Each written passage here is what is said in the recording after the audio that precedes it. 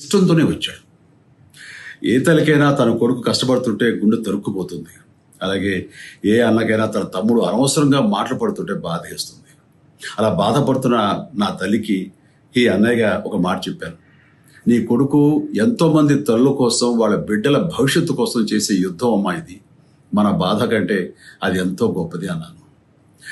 అన్యాయాన్ని ఎదిరించకుండా మౌనంగా ఉండే మంచివాళ్ల వల్లనే ప్రజాస్వామ్యం మరింత నష్టం అని నమ్మి జనం కోసం జన సైనికుడు అయ్యాడు.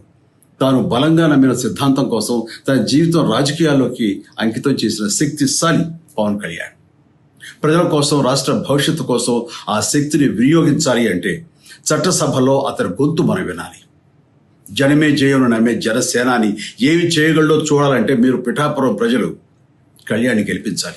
మీకు సేవకుడుగా, సైనికుడుగా అండగా నిలబడతాడు. మీకోసం ఏమైనా సరే కలబడతాడు. మీ కళ నిజం చేస్తాడు. పిఠాపురం వాస్తవ్యుల